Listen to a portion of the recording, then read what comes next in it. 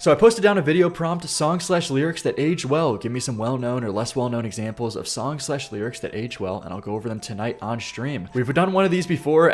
You guys really liked the last video, which was songs that aged poorly. So I thought, we'll mix it up. We'll do the opposite, songs that actually aged well. They could either age well in like two different ways, kind of in the sense of like a lyric that kind of predicts something to happen in the future. I assume we're going to be seeing a lot of examples of those, but also if something was just kind of ahead of its time in the sound as well. So sonically, it could age well. I got 200 comments. Okay, let's see what you guys had to say. So this is a great first example. So people trying to say I'm going crazy on Twitter from Saint Pablo. Of course, the Kanye lines. There's going to be multiple Kanye examples, I presume, as well as the I miss the old Kanye. I assume would be more prevalent and accurate than ever.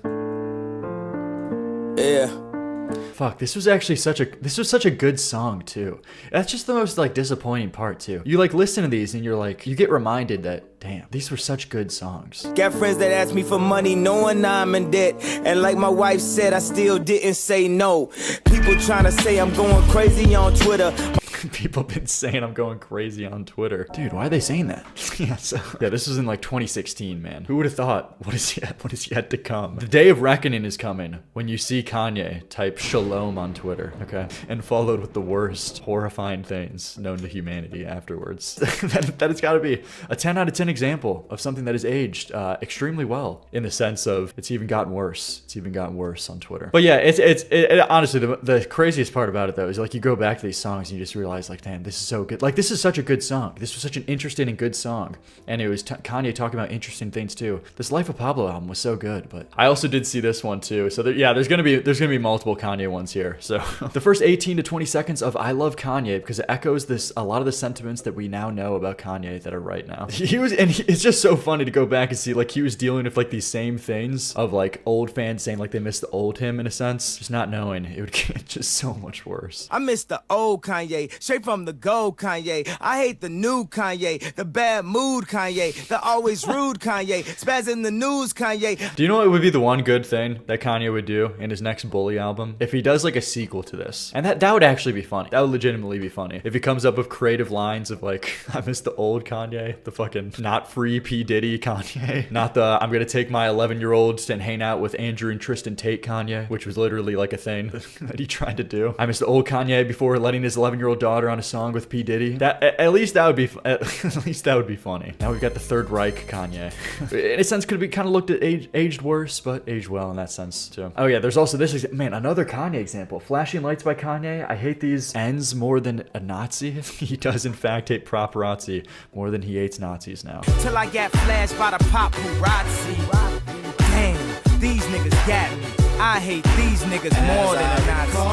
I know you. Cut to Super Bowl ad Kanye of him promoting his swastika fucking shirt, man. Another 10 out of 10. Oh yeah, this is a great one. Blow Up Like the World Trade from Juicy by Biggie. It sure did blow up. What was he on with this? How did he know? He's talking about the 1993 bombing. Okay. No, he was just leading the inside job. Yeah, that's the real reason. Now I'm in the limelight cause I rhyme tight. Time to get paid, blow up like the world trade. The Simpsons writers told him. Okay, we of course got to get Kendrick Lamar in here. Okay, Kendrick Lamar, obviously everybody knows this is coming. For starters, obviously Euphoria. Kendrick says, I like Drake with the melodies. I don't like when he act tough. And Drake would proceed to drop an R&B album where he'd say, fuck a rap beef, I'm trying to get the party lit, give me a hug. Oh man, that's just so true though. It was actually the most cringe thing in the world, where Drake was like desperately trying so hard to win, where he was in it, he put his heart into that back and forth rap beef, and then as soon as he lost, he's like, yeah, I don't even care actually. The famous actor we once knew is looking paranoid and now spiraling. You're moving just like a degenerate. But something we could also talk about too is that even though that line by Kendrick Lamar aged well, something we could talk about real quick though is that there's some lines that aged poorly for Kendrick Lamar in these diss tracks as well. Coming up on most recently, of course, him collabing with Playboi Carti. A lot of these words he was using against Drake, like calling him such a degenerate and going at him for all these like moral qualms. He has a clear double standard by collabing with Playboi Carti versus going after Drake for all these like moral issues he apparently has with him. When it's like, dude, you're calling Playboi Carti the fucking wife beater, your evil twin. Come on, man. Like, what? A lot of these do hold a lot less weight now. I like Drake with the melodies. I don't like Drake when he act tough. Yeah, I mean, this is completely, this is a 10 out of 10 aged well line though. I like Drake with the melodies. I don't like when Drake acts tough. And he literally went on to say, I don't even care. I don't even care. I never even cared about the rap beat. Like, it's literally like 5th grade shit where it's like, I didn't even try, okay? I didn't even try at recess. Fuck a red beef, I'm trying to get the party lit. It's just so cringe. It's just like, okay, man. Well, you obviously cared. Like, just take your L. Take your L of some kind of like humility, humbleness. Just be like, yeah, you know, he got the best of me. Okay, he kind of got the better of me. What was that one line that people were bringing up on Heart Part 6? It was like, you mentioned an A minor, but niggas gotta be sharp and tell the fans who was it. You thought you left D flat, D major. I slipped. just probably the lamest thing in the world to combat A minor. Who let this pass? Okay, so we got the Drake stuff. Of course, there are some other examples of high school picks you were even bad then, which that could either age poorly / aged well, depending on how you look at it. Okay, this is an interesting one. Definitely J. Cole's lyric on Let Go of My Hand about Diddy. You would have never thought my favorite rapper was Puff back then. I ain't no shit, but now I know too much. My last scrap was with Puff Daddy. Who would have thought it? I bought that nigga album in 7th grade and played it so much, you would have thought my favorite rapper was Puff. Back then I ain't no shit, now I know too much. Yeah, another accurate. This sounds pretty good too. I like this flow from J. Cole. I'm not crazy about J. Cole. This is pretty good. 7th grade too, kind of brutal. Oh, this one was so funny, man. Personally for me, I'm picking Paranoid Android by Radiohead. You're probably thinking right now, oh, okay, Paranoid Android by Radiohead. They probably picked this because it was like, you know, ahead of its time. It went on to inspire like a whole new kind of like generation of rock music with a bunch of new bands coming out. But no, that wasn't the reason. They said, this is a bit weird because the lyrics themselves are cryptic enough to be put in a lot of context, but I always interpreted it as a kind of critique on incels. What? I'm pretty sure in 1997, Radiohead wasn't writing about incels. Okay, I'm pretty sure they weren't. I do overall agree with like the song and the sound of it. It's of course going on to inspire like a bunch of rock bands in the future, taking on a new sound for rock and being ahead of its time. So this part I agree with. It's a classic, fucking iconic song. When I am king, you will be the first against the wall is. Yeah, about incels? From all the unborn chickens is a reference to how they get no chicks. Okay, so shut up. Dude, shut the fuck. You just don't get it, Liam? Okay, my bad. Sadly, Pumped Up Kicks. So Pumped Up Kicks, that's another kind of like classic example where it you could say aged well. It wasn't, it originally wrote about school shootings that already were actively happening, right? But then I guess it would just like go on to age even more well because it would continuously happen as time was go on. It would just be more continuously, like more school shootings would happen. Now this is incel music, a real anthem.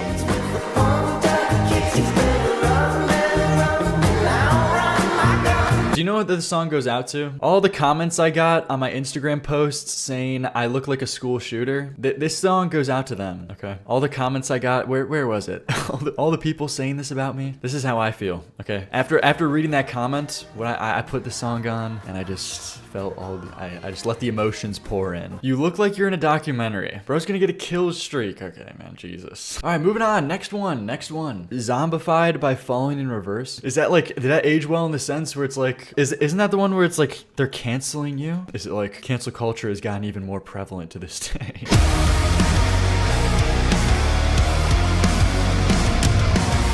What they play as the Twitter mob comes after you.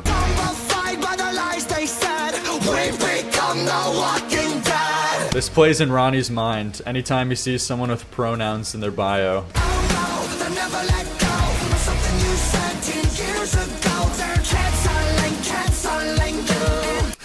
Dude, this line always just kills me. It just will always be a classic, man. This is so cringe that it's funny again. I know, this is like one of those things where it like wraps back around. It's just so fucking stupid. You kind of like want to sing along to it. You kind of want to be like, yeah, you know what? Cancel culture is fucked up. You know what? We got to put a stop to this shit. Okay? They're bringing up shit you said 10 years ago. Like, give me a break, man. Okay. It's kind of awesome. Lil Cub after the racism allegations. True. You know what I'm putting on? Okay, this will be in the headphones. I don't know what these other examples are though. Or Same Love Macklemore? Same Love Macklemore? Did that age well? Like in the sense that it's like, okay, so this is, I feel like they're kind of like joking with this comment. Is it like things have gotten like more progressive, which is good? But it's like, this is like, even though that's good and that's true, this is like a hilarious song. It aged like fine wine. I mean, I guess so. It's just such a meme of a song. It's just such a funny piano line. When I was in the 3rd grade, I thought that I was gay, cause I could draw. My uncle was, and I kept my room straight. He says he thought he was gay, but that he kept his room straight? Don't let that go over your head. God loves all his children, it's somehow forgotten, but we paraphrase a book written 3,500 years ago. I don't know. And I can't change. God, it's just so fucking funny though. Liam backstory.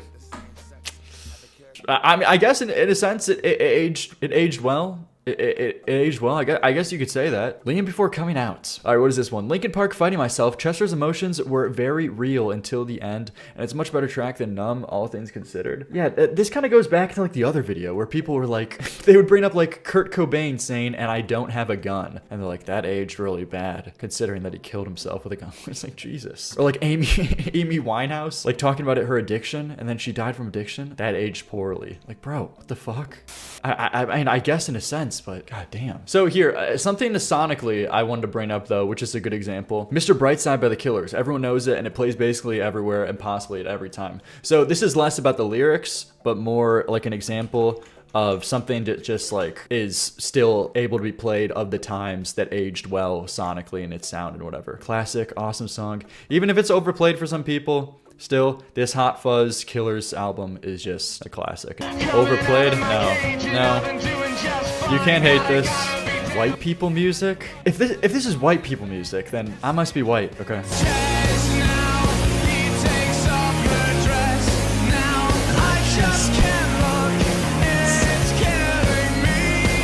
So good. What do you mean millennial music? Oh my gosh, you guys.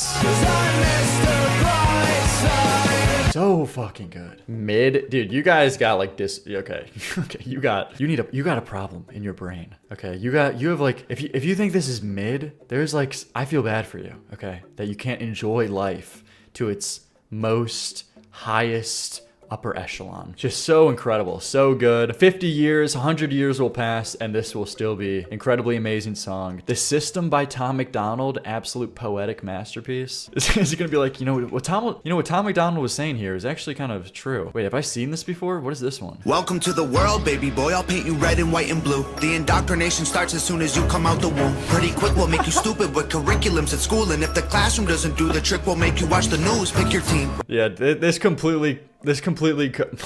goes into coworker music too. This is something we got to collab here, okay? We have a subgenre of coworker music and also songs that aged well to like that specific coworker. That like they show you this and they're like, this is so accurate.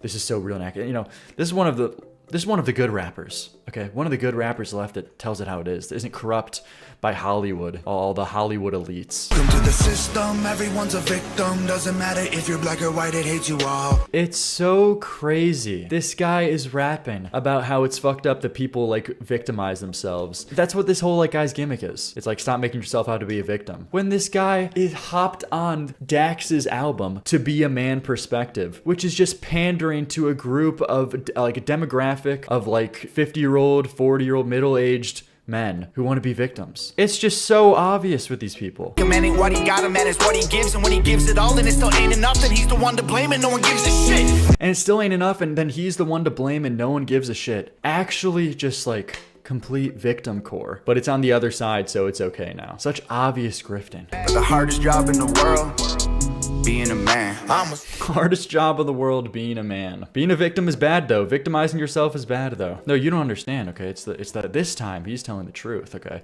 It's not just pandering to the other side. No, it's not that at all. It's just that he's spitting truth. And like people were bringing up American Idiot by Green Day as well too. It's like, true, very, very true. Yeah. So that was it for the songs that aged well or lyrics aged well. There's plenty of prompt videos just like this. We did songs that aged poorly as well on this channel and multiple other prompts. So yeah, let me know if we got it accurate or whatever. If you enjoy it, hit like, subscribe, or whatever if you want to see more. There's plenty of other prompt videos. But yeah, thanks for watching, and I'll see you tomorrow.